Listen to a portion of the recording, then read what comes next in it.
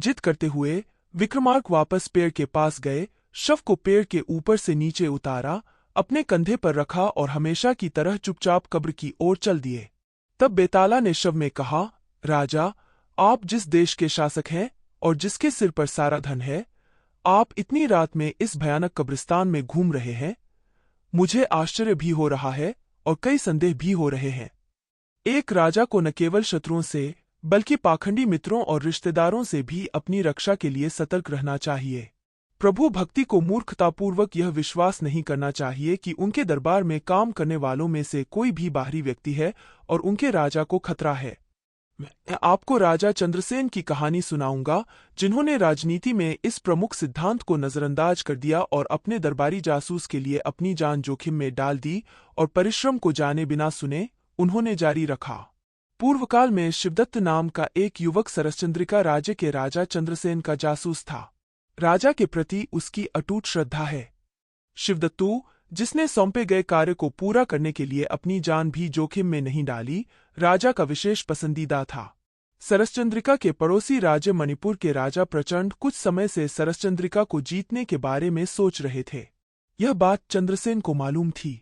इससे पहले कि शत्रु उन पर आक्रमण करे, चंद्रसेन के मन में शत्रु पर अचानक आक्रमण करने का विचार आया। उन्होंने प्रचंड के सैन्य विवरण और उनके कोटे में प्रवेश करने का सबसे अच्छा तरीका जानने के लिए शिवदत्त को नियुक्त किया। शिवदत्त एक सामान्य व्यक्ति के वेश में निकले और गुप्त रूप से मणिपुर राज्य में प्रवेश किया। उन्होंने बड़ी चतुराई से मणिपुर की सैन्य शक्ति और किले की कमियों के बारे में जान लिया। चंद्रसेन को जल्द से जल्द यह बताने की उत्सुकता से कि उसने क्या सीखा था, वह जंगल का चक्कर लगाकर सरसचंद्रिका की राजधानी के लिए निकल पड़ा। अचानक शिवदत्त ने सड़क के किनारे एक पेड़ के पास एक राक्षस को बैठे हुए देखा। जैसे ही शिवदत्त उससे भयभीत होकर आगे भागने वाला था, राक्षस ने अपनी आंखें खोलीं और कहा, रुको, तुम मुझसे दूर नहीं भाग सकते। आप पहले इंसान हैं जो मुझे आज सुबह इस जंगल में मिले। कहते हुए वह उठे और शिवदत्तू को बाएं हाथ से पकड़कर उठा लिया। शिवदत्त ने कांपते हुए कहा, राक्षस, एक पल रुकें और सुने कि मुझे क्या कहना है। मेरा नाम शिवदत्त है। मैं चंद्रसेन नाम के महाराजा के गुप्तचर के रूप में काम कर रहा हूँ। मैंने शत्रु राजा के बारे में एक महत्वपूर्ण जानकारी एकत्र की है। इसे शीघ्र महाराजा को सौंप दिया जाना चाहिए। फिर मैं वापस आऊंगा और तुम्हें खाना खिलाऊंगा, उन्होंने कहा। राक्षस मुस्कुराया और बोला, अगर मैं तुम्हें एक बार छोड़ दूं, तो क्या मैं तुम्हें दोबारा पाऊंगा? आपने अब तक क्या जानकारी एकत्र की है? उसने पूछा। शिवदत्त ने कहा, यह बात महाराज के अलावा किसी को नहीं बताई जा सकती। पेंटम एक राक्षस की तरह बढ़ गया और बोला, मैं तुम्हें तभी छोड़ूंगा जब तुम ऐसा कहोगे, नहीं तो मैं इसे अभी खा लूंगा, उन्होंने कहा। ऐसा करो, शिवदत्त ने जल्दी से कहा। राक्षस उस उत्तर से निराश हो गया और बोला, मैं तुम्हारी प्रशंसा करता हूं। तुम्हें राजा से जो कहना है कहो और शीघ्र वापस आओ, उसने कहा। शिवदत्त राक्षस को धन्यवाद देते हुए शहर की ओर भागा और राजा चंद्रसेन को मणिपुर राज्य के बारे में एकत्रित सारी जानकारी बताई। उसके बाद राजा ने शिवदत्त से पूछा, जो जाने की जल्दी में था, इसका कारण क्या था? शिवदत्त ने राक्षस के विषय में कहा, महाराज, मैं आपसे केवल एक ही इच्छा चाहता हूं, मेरे परिवार का ख्याल रखना। वह वहां से निकलकर जंगल में चला गया। चंद्रसेन, जो शिवदत्त की भक्ति और भगवान के प्रति समर्पण से प्रभावित हुए, ने मंत्रियों को राज्य के बारे में कुछ महत्वपूर्ण बातें बताईं और शिवदत्त की जानकारी के बिना उनके पीछे अरना तक चले गए। अन्नमाता के अनुसार शिवदत्त को अपने पास लौटते देख राक्षस बहुत प्रसन्न हुआ। लेकिन इसी बीच राजा चंद्रसेन राक्षस के सामने आए और बोले, राक्षस, क्या आपने शिवदत्त की सत्यदीक्षा देखी? जब वह मेरे काम पर आया तो उसने तुम्हें देखा। उसकी रक्षा करना मेरा कर्तव्य है।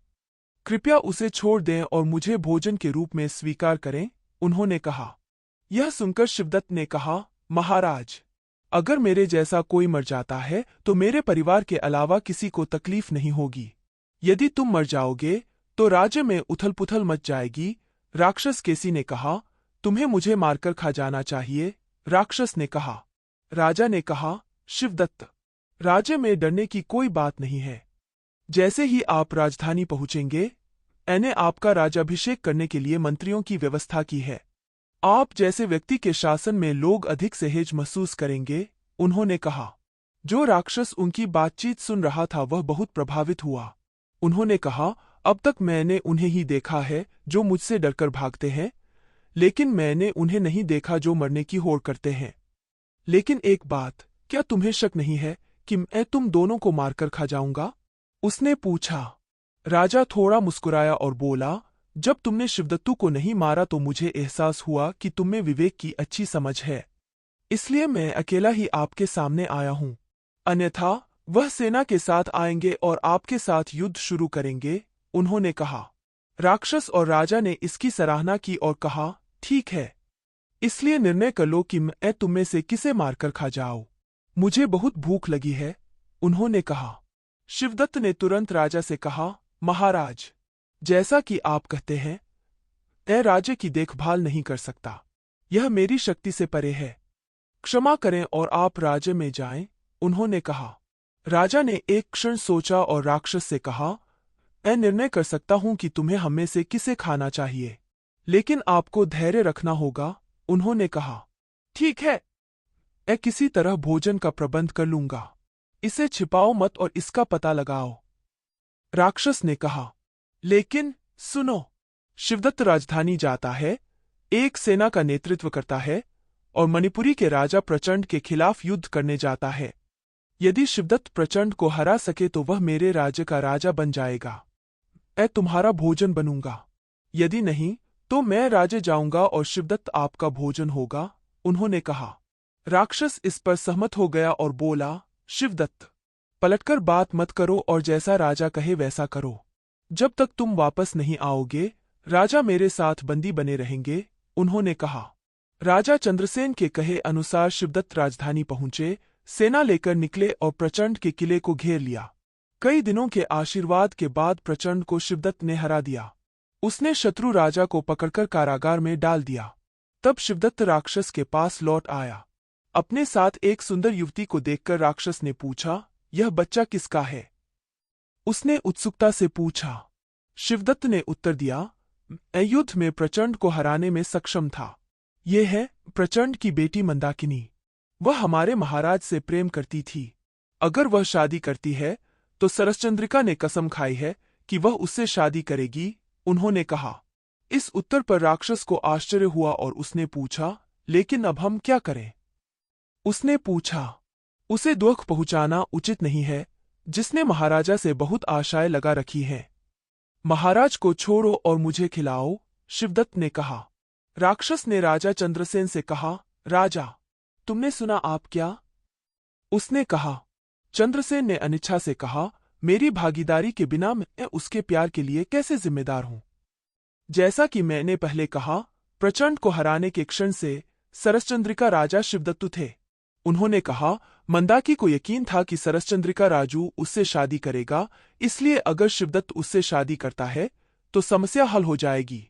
मंदाकिनी ने तुरंत राक्षस से कहा, राक्षस, ये सब अप्रत्याशित था। मेरी दृष्टि में सरसचंद्रिका राजा से विवाह करने का अर्थ चंद्रसेन महाराज से विवाह करना है। महाराजा ने एक सच्चे व्यक्ति की भूमिका निभाई। उसके भाई के अनुसार शिवदत्तु को छोड़ दो और मुझे भी अपने साथ खिलाओ। मैं महाराजा के साथ नहीं रह सकती, उनके साथ मरना तो दूर की बात है। वह है। राजकुमारी मंदाकी की बातें सुनकर राक्षस स्तब्ध रह गया और एक पल के लिए अपने सामने तीनों की ओर देखकर बोला, इतने समय से मैं न केवल शारीरिक रूप से बल्कि मानसिक रूप से भी सभी मनुष्यों में सबसे कमजोर रहा हूं। वे मुझे स्वार्थ, उत्पीड़न और अधीरता का अवतार प्रतीत होते हैं। अब आप तीनों को देखकर भगवान के प्रति समर्पण, अपने साथी के प्रति सम्मान और प्रेम, कोई भी समझ सकता है कि एक व्यक्ति कितना ऊंचा और दिव्य हो सकता है। इस कारण से मैं शिवदत्त की तरह एक धर्मपरायण अजंबी जो अपने राजा के लिए खुद को बलिदान करने के लिए तैयार थी, राजा चंद्रसेन की तरह एक बलिदानी महिला जो एक नौकर की रक्षा के लिए मरने में संकोच नहीं करती थी, एक युवा महिला जो खुद को अपने राजा के लिए बलिदान करने के लिए तैयार थी, जिससे वह प्यार करती थी, इन तीनों में से किसी एक की हत्या कर दी जाएगी। यह एक जघन्य कृत्य होगा। मैं खुशी से तुम तीनों को छोड़ रहा हूं। मैं अभी यह जंगल छोड़ रहा हूं और सुदूर तटों पर जा रहा हूं, उसने कहा। आकाश में उड़ गया और कुछ ही क्षणों में गायब हो गया। बेताल ने यह कहानी सुनाते हुए कहा, राजा, शिवदत्त के व्यवहार के बारे में मेरे मन में कुछ संदेह है। यदि वह वास्तव में इतना बड़ा भक्त होता तो शायद प्रचंड से हार जाता। तब, जैसा कि राजा चंद्रसेन ने राक्षस से पहले वादा किया था, शिवदत्त राक्षस का भोजन होगा। लेकिन ऐसा किए बिना ही शिवदत्त ने अपनी पूरी ताकत से प्रचंड को हरा दिया। अन्ना के अनुसार राजा और राक्षस, इन परिस्थितियों में राजा को राक्षस का भोजन बनना चाहिए। युद्ध जीतने के बाद यदि राजकुमारी मंदाकी होश में न आती तो क्या शिवदत्त राजा होता और चंद्रसेन राक्षस के भोजन के रूप में रह जाता? यदि आप इन संदेहों का उत्तर जानते हैं और नहीं बताते हैं तो आपका सिर फट जाएगा, उन्होंने कहा। विक्रमार्क ने उत्तर दिया, जो भगवान का भक्त है वह हमेशा पहले राज्य का कल्याण देखता है, अपना कल्याण नहीं। प्रचंड से पराजित होने पर राज्य की प्रतिष्ठा जल जाएगी। इसीलिए शिवदत्त ने अपनी पूरी शक्ति से शत्रु राजा को परास्त कर दिया। हालांकि यह सच है कि इससे उसके राजा और राक्षस का भोजन बनने का खतरा है। लेकिन शिवदत्त ने तब तक राक्षस के व्यवहार को करीब से देखा था, उसे एहसास हुआ कि राक्षस में एक निश्चित करुणा और चतुर विवेक था। ऐसा व्यक्ति सिर्फ अपनी भूख मिटाने के लिए किसी की हत्या नहीं करता। इसीलिए शिवदत्त ने शत्रु राजा को परास्त करने का निश्चय किया। जब इस सब पर विचार किया जाता है तो यह साबित होता है कि राजा चंद्रसेन ने अपने भाई की भगवान की भक्ति में कोई गलती नहीं की, उन्होंने कहा। जब राजा इस प्रकार चुप हो गया तो बेताला शव के साथ गायब हो गया और जंगल में लौट आया। काल्पनिक स्रोत एन शिवनागेश्वर राव द्वारा लिखित।